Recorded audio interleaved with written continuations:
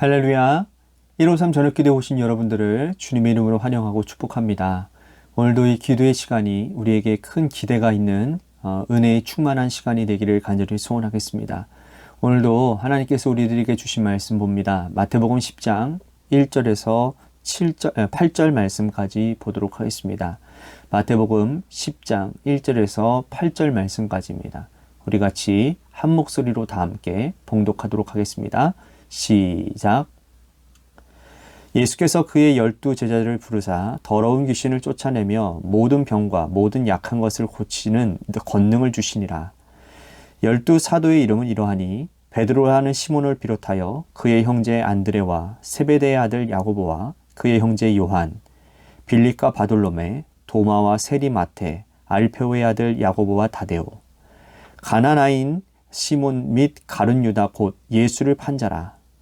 예수께서 이 12를 보내시며 명하여 이르시되 이방인의 길로도 가지 말고 사마리아인의 고일에도 들어가지 말고 오히려 이스라엘 집에 잃어버린 양에게로 가라. 가면서 전파하여 말하되 천국이 가까이 왔다 하고 병든 자를 고치며 죽은 자를 살리며 나병 환자를 깨끗하게 하며 귀신을 쫓아내되 너희가 거저 받았으니 거저 주라. 아멘. 여러분들은 한 번씩 다 경험해 보셨을 것 같습니다. 부모님들이 이 자녀들을 먼 곳에 떠나 보낼 때 그저 보내지 않죠. 무언가 손에 쥐어서 보냅니다. 저도 옛날 제가 모건대학교로 입학했을 때, 그러니까 저희 집은 서울이었고 제가 대전으로 내려갈 때에 처음 대전으로 내려갈 때 저희 어머니께서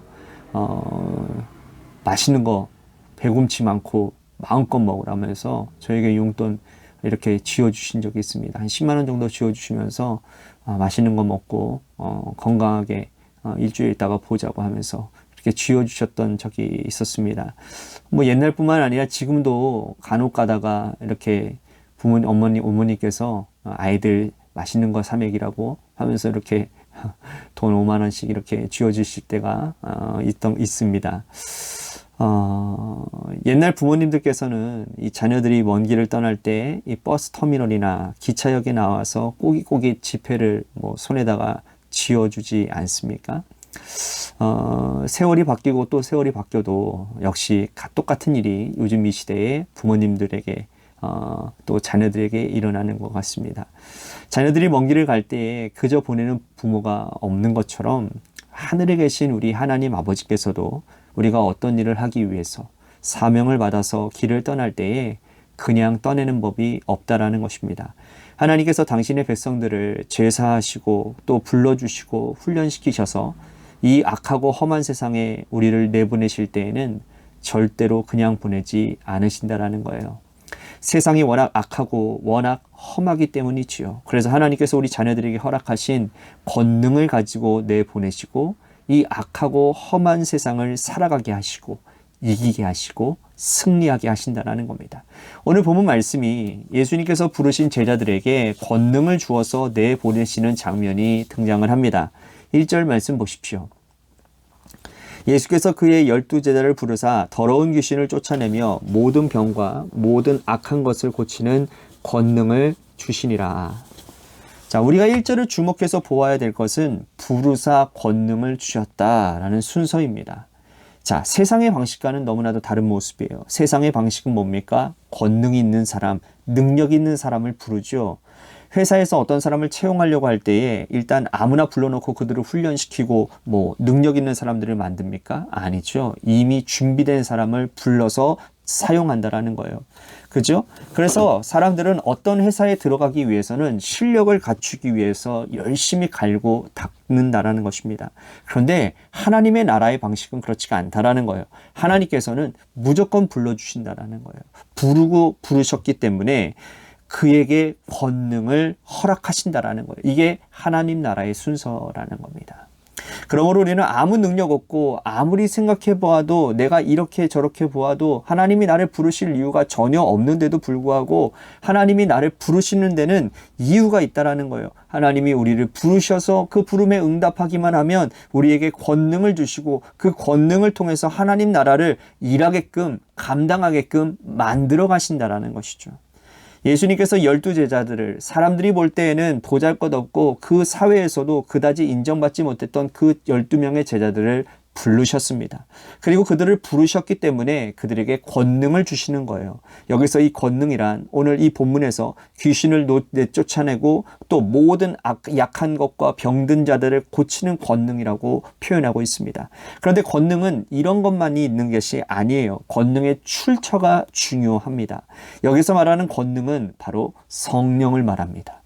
왜냐하면 사도행전 1장 8절 말씀에 보면 예수님께서 제자들을 3년간 훈련시킨 후에 내보내시는 장면이 나와요. 오직 성령이 너희에게 임하시면 너희가 권능을 받고 예루살렘과 온 유다와 사마리아와 땅끝까지 이르러 내 증인이 되라 라고 말씀하시죠. 성령이 임하면 그 자리에 필요한 권능이 함께 부어진다라는 거예요. 그러므로 하나님께서 예수님을 부르시고 예수님은 보내시고 또 주님은 다시 제자들을 부르시고 제자들을 보내실 때에 성령의 권능을 허락해 주신다라는 거죠. 그렇다면 주님께서 제자들에게 왜 권능을 주셨을까 하는 질문을 우리는 해봐야 될 것 같습니다. 자기들끼리 싸우고 자기들끼리 그 자리에 모여 있으라고 권능을 주신 것이 아니라는 거예요. 나가서 권능을 나가라고 권능을 받았으니 나가서 일하고 전하라고 권능을 주셨다라는 겁니다. 자, 7절 8절 말씀 보십시오. 가면서 전파하여 말하되 천국이 가까이 왔다 하고 병든 자를 고치며 죽은 자를 살리며 나병한 자를 깨끗하게 하며 귀신을 쫓아내되 너희가 거저 받았으니 거저 주라. 자, 주님께서 거저 받은 권능을 그 자리에 머물러 있지 말게 하고 가서 전하라 라고 말씀을 하고 있습니다. 여기서 중요한 교회의 원리가 여기에서 발견되어집니다. 교회는 하나님께서 우리를 부르신 공동체이고 또 부르신 이유는 훈련시키기 위함입니다.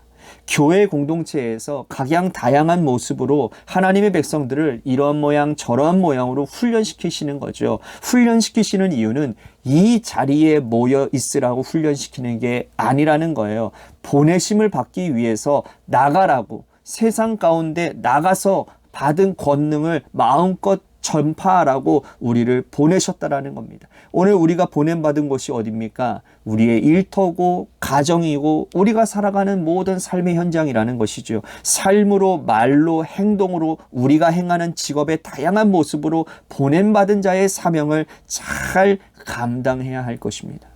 교회 공동체가 모이기에는 열심히 하는데 보냄받은 공동체로서의 흩어지는 모습이 나와 있지 않는다면 그것은 하나님께서 우리를 부르신 우리를 모이게 하신 그 분명한 목적을 제대로 이행하지 못하고 있다라는 것입니다. 다시 말씀드린다면 교회에게 주신 사명 잘 감당하지 못하는 교회라는 거예요. 초대교회 공동체에서 하나님께서 그 공동체를 세우신 이유는 부르시고 보내시기 위함이었다라는 거죠. 베드로가 한 번 설교할 때에 3,000명, 또 한 번 설교할 때에 5,000명이나 모였습니다. 대형 교회가 되었지요. 서로 모여서 떡을 떼고 교제하고 친교를 나누는데 열심을 다했지만 흩어지지 않았어요. 흩어지지 않았다고요. 나가서 전도해야 되는데 권능을 주셨기 때문에 나가서 그 권능을 발휘해야 하고 살아야 되는데 그런데 예루살렘 교회에만 모여 있는 거예요.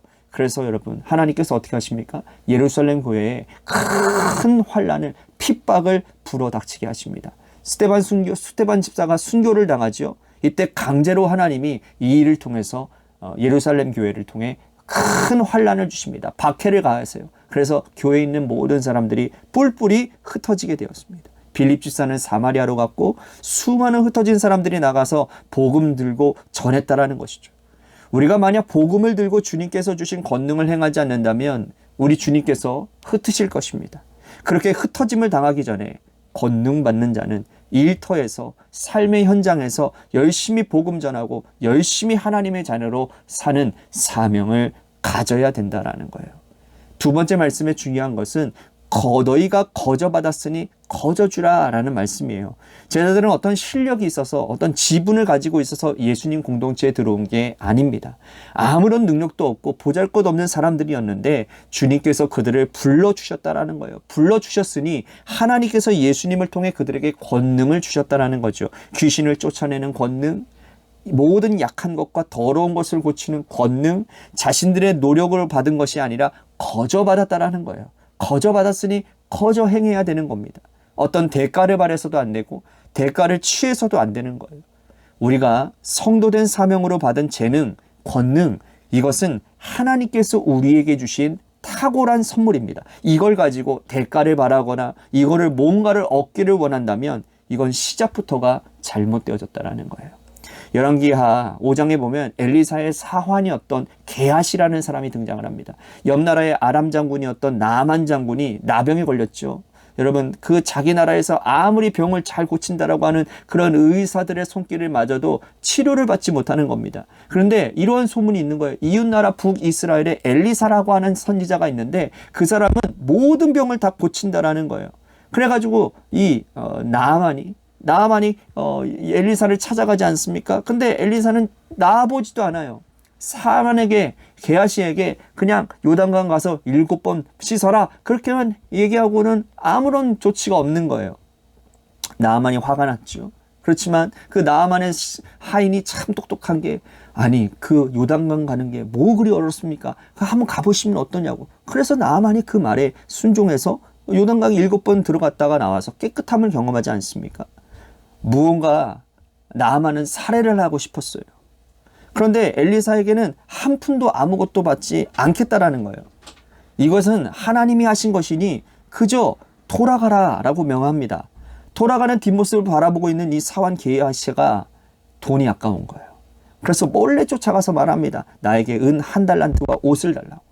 그런데 나만 장군이 은 2달란트와 옷 2벌을 더해서 그에게 줍니다. 그 결과는 어떤지 아시죠? 굉장히 참혹하고 비참했어요. 게하시는 나아만이 가졌던 나병을 그가 뒤집어 씌우게 되어졌다는 겁니다. 거저 받은 것인데, 하나님께서 값없이 허락하신 것인데 그걸 대가로 취하려고 했던 자의 결말이라는 거예요. 그러므로 우리가 하나님의 백성으로 살아가면서 하나님께서 우리에게 주신 것을 대가로 환산하고 환원하려고 하는 시도는 정말 위험한 시도라는 거예요. 그 어떤 것도 하나님의 백성의 입에서, 하나님의 백성의 생각에서는 나와서는 안 될 거라는 겁니다. 종교가 타락하고 하나님의 복음이 변질되어지는 것이 왜 그렇습니까? 값없이 받은 것을 값으로 바꾸려고 하는 시도들 때문에 그렇게 되어져 버렸다는 거죠. 또 한 가지 오늘 본문에서 우리들이 알려주는 것은 권능을 가진 사람이라도 핍박에서는 예외가 될 수 없다라는 겁니다. 18절 말씀 보십시오. 또 너희가 나로 말미암아 총독들과 임금들 앞에 끌려가리니 이는 그들과 이방인들에게 증거가 되게 하려 하심이라. 권능을 받았는데 공회 앞으로 사로잡혀가는, 끌려가는, 핍박받는 일들이 일어났다라는 거예요. 예수님께서 이미 제자들에게 다 말씀해 두셨습니다. 너희가 이러한 놀라운 능력을 가졌지만, 권능을 가졌지만 세상의 모든 핍박들이 너희를 피해가지 못할 것이다. 권능을 가졌지만 핍박받는 일들이 일어날 때 이상히 여기지 말아라. 그러나 너희에게는 성령이 함께 하시니 권능이 함께하니 염려하지 말아라. 너희가 말할 것을 생각나게 하실 것이다 라고 말씀을 합니다. 20절 말씀 보십시오. 말하는 이는 너희가 아니라 너희 속에서 말씀하시는 이 곧 너희 아버지의 성령이시니라. 오늘 우리에게 하나님은 능력 주시고 성령으로 충만케 하시는데 우리는 세상에서 어려움을 겪습니다. 우리가 복음을 전하고 믿음대로 살려고 하는데 부딪히는 일들이 너무나도 많은 거예요. 하나님, 나에게 권능을 주셨는데 왜 능력 받는 것도 내가 확실한데, 내가 복음 전하는 이 복음이 하나님 살아있는 복음인데 왜 나에게 이런 일들이 닥칩니까? 이상하게 생각하지 말라라는 거예요. 성경에 그렇게 될 것이라고 주님께서 말씀하셨다는 거죠. 그러나 우리는 두려워할 필요가 없는 것이 성령이 때마다 시마다 말할 것을 생각나게 하시고 깨닫게 하신다라는 사실이죠. 할렐루야. 이 성령의 능력을 입고 두려움 없이 나아가는 여러분들이 되시기를 바랍니다. 28절 보십시오. 몸은 죽여도 영혼은 능히 죽이지 못하는 자들을 두려워하지 말고 오직 몸과 영혼을 능히 지옥에서 멸하실 수 있는 이를 두려워하라. 두려워하지 말아라. 오늘 이 말씀을 여러분 마음판에 꼭 붙잡으시기를 바랍니다. 우리는 하나님의 공동체의 제자로서 부름받은 사람들이기 때문에 우리에게 값없이, 돈 없이 포도주와 젖을 사게 하시고 게다가 권능까지 더해 주셨어요. 이 권능은 그러나 나를 위한 것이 아니라 이 세상에 구원받지 못했던 사람들을 위한 것이라는 거예요. 권능을 값없이 베푸시고 오늘도 어려운 일 닥칠 때 이상히 여기지 마시고 능히 성령을 통해서 이기는 역사가 우리 가운데 있게 해 주시옵소서라고 오늘 말씀을 생각하면서 우리 같이 기도했으면 좋겠습니다. 또 한 가지 우리 같이 기도할 것은 교회를 위해서 늘 기도하고 있습니다. 하나님께서 세워주신 모든 우리 교회가 하나님 성령으로 하나 되게 하시고 성령의 권능의 능력을 통하여서 많은 영혼들이 구원받고 많은 영혼들이 하나님의 영광을 나타내는 정말 교회다워지는 교회가 교회되어지는 놀라운 은혜가 있도록 우리 교회를 붙잡아 주시옵소서. 또한 재개발 가운데 놓여져 있는 교회를 위해서 여러분들 기도해 주시고 육신의 질병으로 고통당하는 사람들을 위해서 우리 고3 수험생인 이도윤 학생과 한유진 학생을 위해서 또한 마지막으로 여러분들의 삶의 자리와 여러분들의 자녀들을 위해서 기도하시다가 이 시간 돌아가시기를 바랍니다. 우리 같이 하나님 앞에 노래 끝날 때까지 기도하며 나아가도록 하겠습니다. 기도하시겠습니다.